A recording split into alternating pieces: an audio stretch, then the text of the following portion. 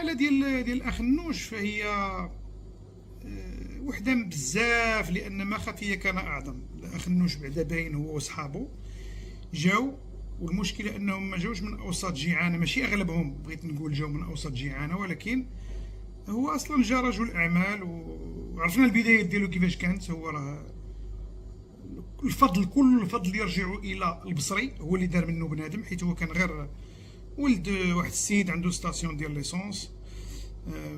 جاتو فرصه مشى لكندا، قرا في شيربروك، رجع للمغرب، مشى كيجيري داكشي ديال العائله ديالو، ولكن داكشي كان بسيطا. هو المصدر ديال الثروه ديالو هي الثروه ديال الامهال الذي اجبر على ان يبيع له سوميبي. وطبعا اخ النوش يعتبر من رجاله المخزن، من رجاله الدوله بشحال هذه، وهو كان تحت اليد ديال البصري، يعني البصري هو اللي ردو ما هو عليه اليوم. ولكن المشكله هو ان الشعب المغربي ساهم في ازدياد الثروه وانفجار الثروه ديال هذا السيد هذا، لانه سكت عليه بزاف وخلى العبد ديالو غادي وكيتزايد، وسمح له بانه يسيطر على بزاف ديال المجالات اخرى بطرق ملعوب فيها قانونيا ولكن هي غير شرعيه. فكيف يعقل واحد مسيطر على المحروقات، مسيطر على الاكسجين، مسيطر على تحليه المياه، مسيطر دابا بدا كيسيطر على المكتب الوطني للكهرباء لانه هو المدير ديال مجلس الاداره ديالو تقريبا، مرتو مسيطر على التكستيل، الاستثمارات ديالو غاديه في جميع الاتجاهات. هادشي غير اللي باين دابا، حنا كنهضروا على المجالات اللي باينه، يعلم الله شنو الاراضي اللي استولى عليها في هاد الولايه ديالو. والولايه ديالو خلال فاش كان وزير ديال الفلاحه، يعلم الله شنو دار في ديك الفلاحه، وشنو الاراضي الفلاحيه اللي سيطر عليها، وشنو كتب لولادو، وشنو كتب لعائلته، وشنو دا.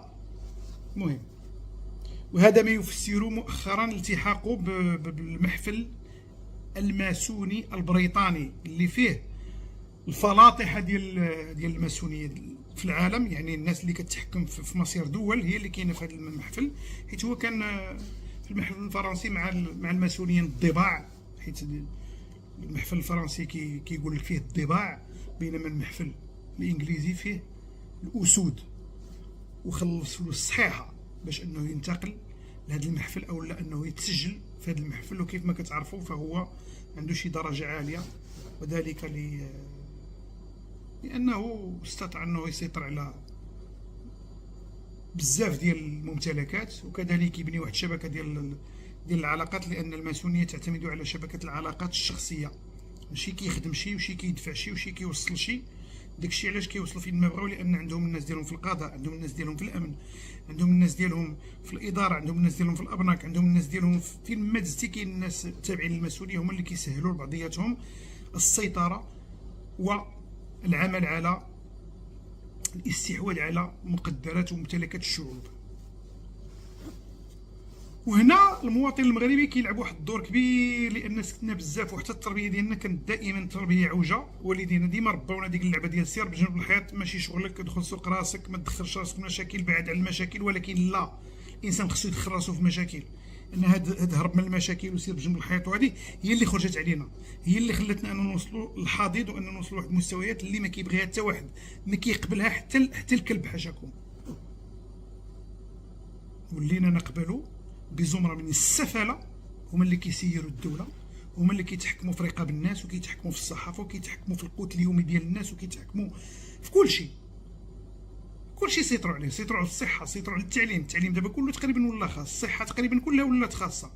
كما قال له الاخر، قال له الدوله بايعه داك المستشفى في الرباط، واخده دوك الفلوس وكاريه على الشركه اللي باعت لها. هو فهمت 16 على شو على سخطيت كي داير، شاري على واحد وفي التالي كاري عليه، يعني ديك الفلوس اللي غيعطيك راه غترجعهم له. ايوا ما تشريش في الاول، وخليك في المستشفى ديالك وما كتخلص لك راه لا والو، انت خدام. ولكن الشعب باقي حل فمو، الشعب ديما وبه. دابا داخلين عليكم بالله هذا الخوف هذا اللي خايفوا الشعب، يعني شنو النتيجه ديالو؟ اصلا الانسان بلا كرامه لا يساوي شيئا، الا ما كنتيش قد حتى تهضر، قد حتى تقول لا هادشي اللي واقع راه ماشي معقول، تبقى تقول حتى تتواجه. راه لاش عايش؟ لاش الانسان عايش؟ ما الذي يثبت انك على حياه؟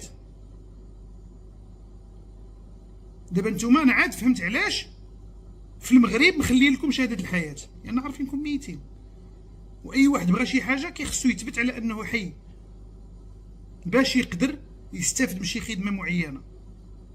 هادشي اللي وصلنا له الاخوان، راه لا يبشروا بالخير. هما غاديين كيخلعوا فيكم، غاديين كيعتقلوا في عباد الله، وانتم كتزيدوا تخلعوا. والاعتقالات راه ما كتدي فين، راه ما كتدي غير الطغيان، ما كتدي غير العصيان المدني.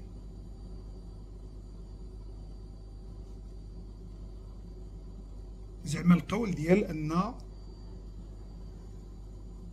حنا هما الدوله، نتوما راكم غير خدامه، غير خماسه عند الشعب. ما تنساوش هاد القضيه هادي.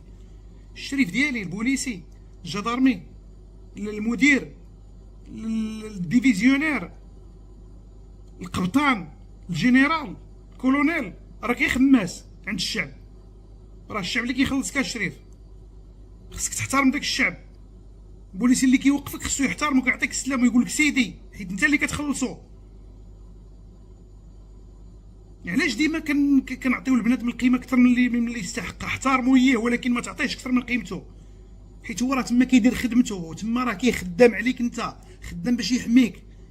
كتخلصو انت باش يدير لك ديك الخدمه، باش يسهل عليك الحياه. ماشي الاداره ما يخليكش سيدي تسنى، اييه فعلا دير الصف واحترم راسك، ولكن بغى يوصل حقك ولا يوصل الدور ديالك خصو يعطيك الخدمه كما يجب. ما عطاكش الخدمه كما يجب خرج في عينيك، لان انت اللي كتخلصو. راه حتى واحد ما كيعطيكم شي حاجه فابور. نهار غتفهموا هذه المساله هذه، بزاف د الحوايج غتبدل في حياتكم. ما حدكم انكم ديما خايفين من غير الخيال ديالكم، راه حتى حاجه ما غتافونسي. غتبقاو ديما محقورين وديما يصدموا عليكم، مما دزتو غيدفلوا عليكم، وإلا هضرتي يلصق لك ويصيفطك وانت علاش؟ حيت انت ساكت. اسيدي ما نسكتش، نقلب امها، ما نسكتش. انا دخلت لشي اداره ما تلقيتش ديك الخدمه اللي خصني نرونها، حتى انا نوضها. سيدي شنو المشكل؟ ويديرها الاول، يديرها الثاني، يديرها الثالث، يديرها الرابع، راه غادي يتقادوا معكم. ولكن نتوما كتشوفوا بنادم كيتكرفس قدامكم، والمراه كتسرق قدامكم، كتشرمل قدامكم، ولا من يحرك ساكنا.